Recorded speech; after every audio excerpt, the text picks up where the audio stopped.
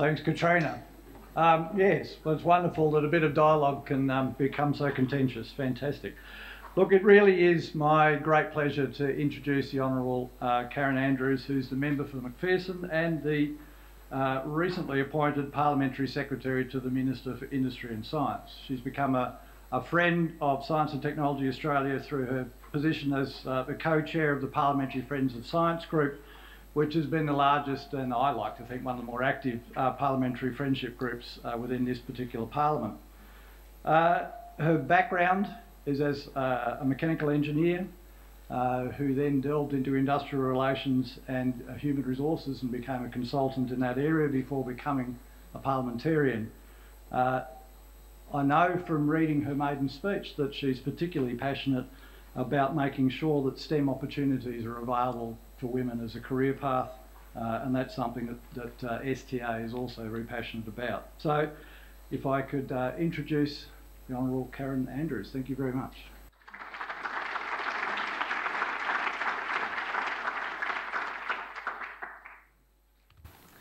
Well, thank you very much.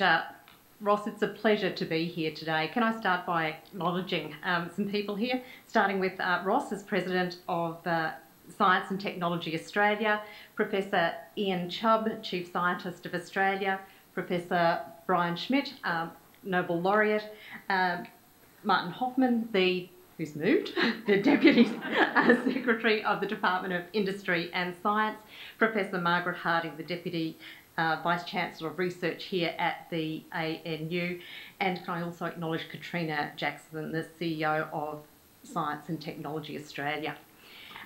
It really is a pleasure to be here. This is actually the very first speech that I've given as the Parliamentary Secretary to the Minister for Industry and Science. So I'm delighted that it's here today, and it's with Science and Technology Australia at one of their events.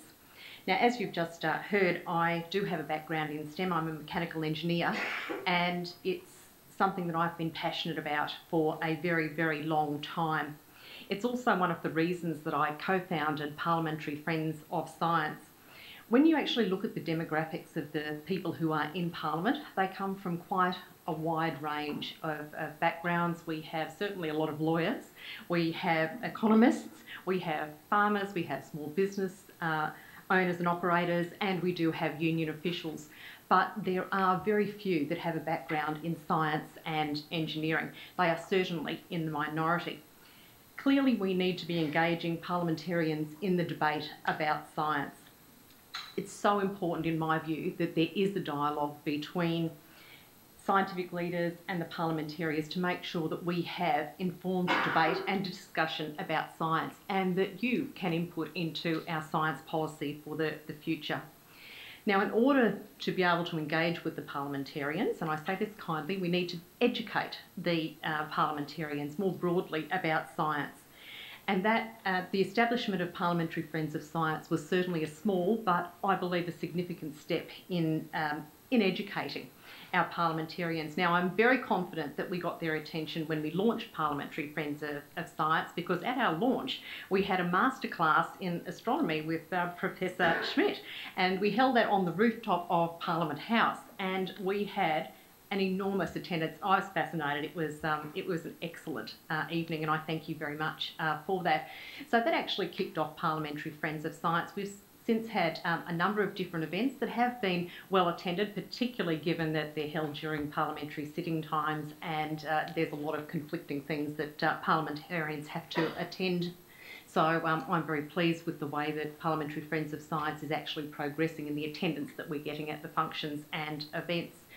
So it's an opportunity certainly for parliamentarians to engage with scientists and vice versa. So it really is a two-way street that I think is actually working quite effectively.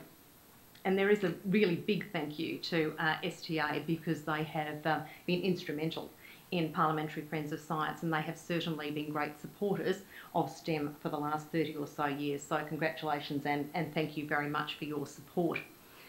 As I said, I'm delighted to be here. Can I say that the Prime Minister actually does make the calls when you're getting promoted. So when I had the Prime Minister on the phone to me, and he was starting to offer me a position as a Parliamentary Secretary, I had the phone to my ear, and I had my fingers crossed that I was going to get industry. So I was delighted when he actually said it's industry and science, and for me that's actually excellent. I couldn't have wished for anything better, and given that I've got a major responsibility for science, that's just icing on the cake for me. So I'm delighted to be here. I'm delighted to be your advocate as well. So as you would be aware, the title did change in December. So Ian Macfarlane is now the Minister for Industry and Science. And I think putting science into the title certainly has been very well received, but I think it's a very important step, and it highlights the significance that this government is placing on science into the future. So as Parliamentary Secretary, I will have a lot of responsibility in the science area, but I'm also looking after intellectual property and anti-dumping as well. I'm going to be working closely with some of our significant science agencies, so certainly Questacon, the Australian Institute of Marine Science and the National Measurement Institute. Now, I've already visited Questacon in my private capacity, actually, with a couple of my children, but they have all visited at various times, and I've also been back to Questacon since I was appointed as the Parliamentary Secretary, and I believe I'm going to be there tomorrow as well. So certainly I appreciate the work that they are doing at Questacon. It's just absolutely fabulous, particularly with their outreach programs and specifically their Smart Skills initiative. I think that program in particular is an ideal foundation to create awareness of technology, engineering and design thinking, and I certainly commend Questacon on its work in that area. Last week I was in Townsville and Cairns, and I had the opportunity to visit the Australian Institute of Marine Science and have a meeting with their executive, talk to some of their researchers, have a look at the facilities and see firsthand the wonderful work that they're doing, particularly with Crown of Thorns starfish. So I was very impressed with their facility and certainly appreciated the opportunity to be up there meeting with them, and certainly I plan to have a greater involvement with AIMS into the future. A significant part of my role is going to be building awareness of science agencies and raising their profile. So I see my role as being the champion to go out there and start talking about science and making sure people are thinking about it. Now, part of that will be working with social media, although I'm not going to put anything on that previous Twitter. I really don't want to be blocked myself at the moment, but I'll certainly make sure that I put something up on Twitter about this today. Now, I did meet with Australia's Chief Scientist, Professor Ian Chubb, who I can't see at the moment, but I know is here, and Professor Chubb has now been on Facebook with me, so please go on and like my Facebook page and like the photo with the Chief Scientist. That would... Pardon, sorry? Oh yes, I've been watching that overnight. So yes, absolutely. So we certainly talked about a wide range of topics, but we did focus on STEM yesterday as well, because that's certainly near and dear to both of us. And I want to acknowledge the work that you have done in that area and your report, Science, Technology, Engineering and Mathematics, Australia's Future. And I do look forward to working very closely with you on that and being involved in the government's response to it. That would be great. Now, as I indicated, I also have responsibility for intellectual property issues, which I think are a very important and essential part of Australia's research and our entrepreneurship framework. And finally, I have oversight of Australia's participation in and contribution to the Square Kilometre Array project, which I am very much looking forward to getting involved in and really getting my teeth into this portfolio. So I think it's important that we look at the links between policy and science, and the link between the two is particularly important as it's vital to ensure that we're developing positive policies that are based on rigorous, contested evidence. And I don't think there would be too many people at all who would dispute that as a view. So the policy science link is well established within the portfolio science agencies. Not only are these agencies doing excellent world-class science, but they're also providing essential advisory input to the government on policy development, implementation and evaluation. And our science agencies, I believe, have rightly earned their unique positions as internal trusted advisors to the government. And I think we should be very mindful of those words, trusted advisors, because that's what I think that those agencies and the science community at large should be into the future. But they also play an outwards looking role too, as part of the overall infrastructure that is inspiring Australians about science and its importance in our national economy.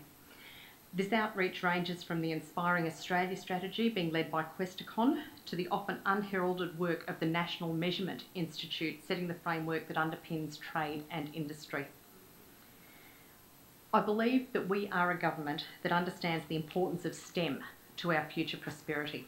The Prime Minister, Tony Abbott, acknowledged this on the 11th of June last year when he said, and I quote, "Science is at the heart of a country's competitiveness, and it is important that we do not neglect science as we look at the general educational and training schemes." And I think that is very true and very important. Now, as an engineer, I've certainly worked with people who have understood and who have used scientific, technological, mathematical and engineering skills. Pardon me. And I've seen those skills transform a business and help create new products, new processes and services, which in turn leads to increased profits for those businesses.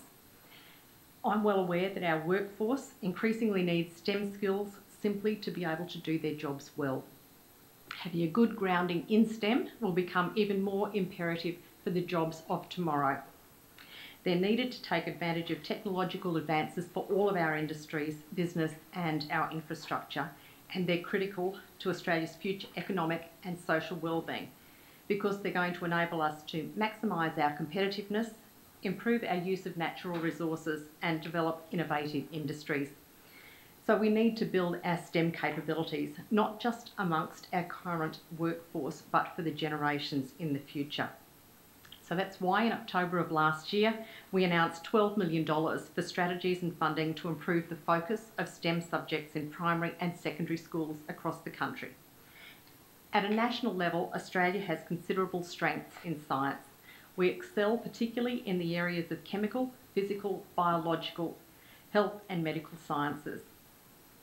The biomedical and clinical health services field is the source of our largest output of published scientific articles, with engineering the third most prolific. OECD research quality indicators show that areas of Australia's research output ranks highly. We have had some significant success in translating this excellence into commercial outcomes, and we need to keep going there. We've had some terrific innovations in the past, certainly the cochlear implant, the cervical cancer vaccine, and last week I met with Professor Deborah Henley from Griffith University, and we were talking certainly about STEM. That was the focus of our discussion, but she also talked about the university's sports environmedical engineering laboratory, the SABLE labs there, that specialise in enabling technologies for sport and health. And we talked about SABLE being responsible for the development of a novel movement sensor. That's actually now been picked up by Jaybird Rain as part of their fitness activity tracker as well. So I think that's another good example, and one that hopefully we're going to see a lot more of in the future.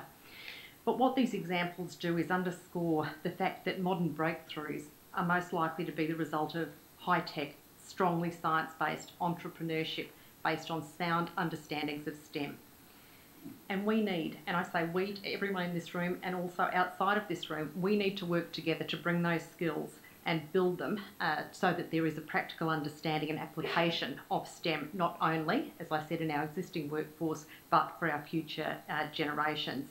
And I am disturbed, and I discussed this with Professor Chubb yesterday. I'm concerned about the lack of take-up of the science subjects, particularly. Oh, please, that wasn't me. So I'm seriously very concerned about the uptake. So the Chief Scientist's report benchmarking Australia's STEM shows that we need to and could do better in numerous areas, including Australia sits near the middle for school students' performance in science and mathematics literacy compared with 11 European countries, the United States and Canada. Across the OECD, Australia ranks 27th on business to research collaboration. Less than half of Australian firms identify themselves as innovators, and just 1.5% of Australian firms developed new to the world innovations in 2011, compared with 10 to 40% in other OECD countries. Statistics like this led to the Chief Scientist's call for a more strategic, organised and collaborative approach to investing in STEM education and research, and I support that. Throughout this year, the Government will be carefully considering the STEM Australia's Future report's many recommendations on how to improve Australia's STEM. But at the same time, we are taking action on science. The Government is putting science at the centre of industry policy. The inclusion of science in the Minister's title is certainly evidence of this. We are investing more than $9 billion in science and research in 2014-15 across all portfolios. Support for science and research in the industry and science portfolio will total $5.8 billion over 4 years. This includes more than $3 billion for CSIRO to continue its work across a range of industries, $745 million in 2014-15 and an increase in funding year on year over the forward estimates. Last year, the Government established the Commonwealth Science Council, chaired by the Prime Minister. This council advises the Government on areas of national strength, capability and on ways to improve connections between government, research organisations, universities and business. The Industry, Innovation and Competitiveness agenda puts science at the forefront of ensuring Australian industry is best placed to compete globally. This initiative will enable national action on the key issues facing Australia, which is deregulation, skills, collaboration and commercialisation. We need to be driving excellence, creating the platform from which to ensure Australia's ongoing prosperity. The $188.56 million Industry Growth Centres initiative is a key component of this agenda, focusing initially on the 5 growth sectors in which Australia has an identifiable competitive edge: food and agribusiness, mining equipment, technology and services, medical technologies and pharmaceuticals, advanced manufacturing, oil, gas and energy resources.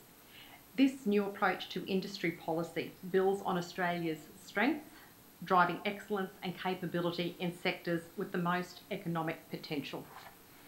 Industry growth centres will be industry-led and bring together businesses and industry organisations with CSIRO, the university sector and science. The agenda also includes a commitment to boost collaboration between science and industry through research connections, an element of the $484.2 million Entrepreneurs Infrastructure Program.